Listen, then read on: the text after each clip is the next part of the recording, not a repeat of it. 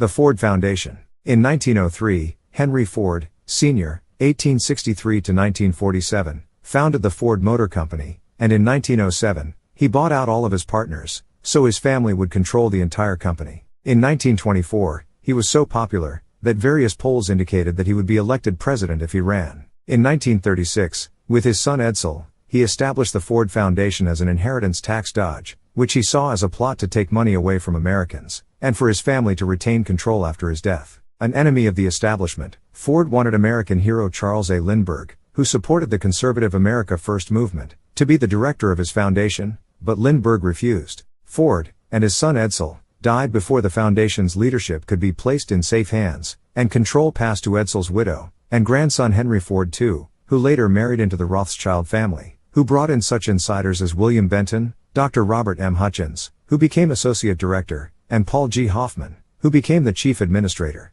The Ford Foundation, with assets of $4 billion, is the world's largest endowment. They own 90% of Ford Motors stock. Ford also established the Edison Institute, and the Henry Ford Hospital, which gave 2/3 of its grants to education, and 1/3 to communications, public health, economic development, science, engineering, senior citizens, the humanities and the arts. The foundation financed a black voter registration drive in Cleveland, which helped elect the city's first black mayor, $175,000, financed the pro-Castro Mexican-American Youth Organization in Texas, gave grants to the Marxist black group known as CORE, $475,000, the Leftist National Students Association, $315,000, the Socialist Citizens Crusade Against Poverty, $508,500, the Communist-controlled Southern Christian Leadership Conference, $230,000, the Leftist Urban League, $1,600,000, the Pro-Viet Cong American Friends Service Committee, which encouraged pacifism,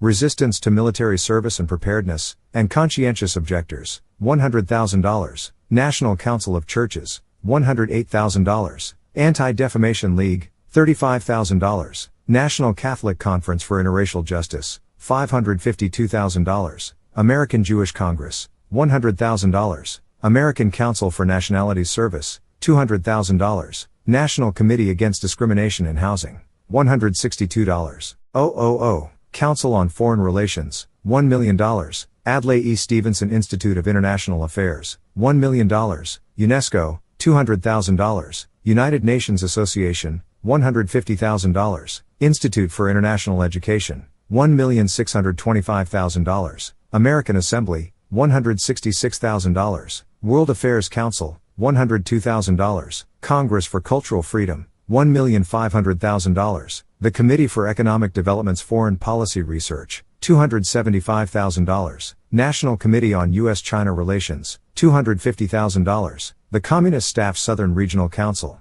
$648,000, the Leftist National Educational Television and Radio Center, $6 million, and the Public Broadcast Laboratory, $7,900,000. In November 1953, Norman Dodd, Director of Research for the House Special Committee investigating the tax-exempt foundations, was told by Roman Gaither, president of the Ford Foundation, that most of the men who are now running the foundations formerly worked for the State Department, the United Nations Relief and Rehabilitation Association, the Marshall Plan or other foreign relief agencies, and that in those capacities, they were working under instructions from the White House to bring about such sociological, economic, and political changes as would make union with Communist Russia easy and comfortable for the American people. Now, in the foundations, we are working toward the same objectives.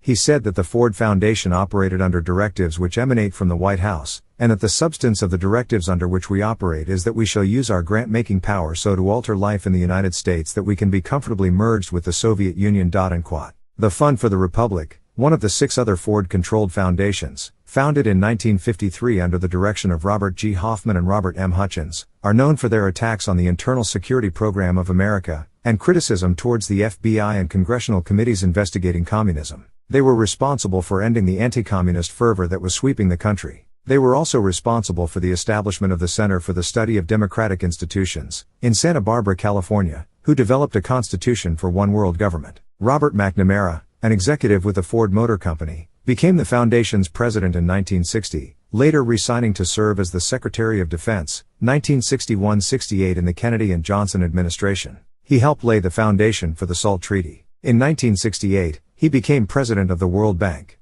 McGeorge Bundy, a CFR member, the chief advisor for foreign affairs for Kennedy and Johnson, became president of the foundation in 1966. He ushered in an era of social unrest by announcing that the Negro movement, the first of the nation's problems, would be his top priority. The stock market crash and depression. The Federal Reserve Board held a secret meeting on May 18, 1920, to plan a depression. Large banks began calling in loans, causing stocks to drop from a high of 138.12 in 1919, to a low of 66.24 in 1921. When the value of government bonds plummeted, they were forced to call in even more loans. When thousands of the bank's customers could not pay their notes, the bank seized their assets. After 1922, profits rose, and with the Federal Reserve's ability to lend 10 times more than their reserves, credit was easily obtained. From 1923 to 1929, $8 billion was sliced off of the deficit. The Reserve expanded the money supply by 62%, and this excess money was used to bid the stock market up to fantastic heights. The media began publicizing that there was an enormous profit to be made from the stock market. This push was planned at a meeting of the international bankers in 1926, who made the boom possible,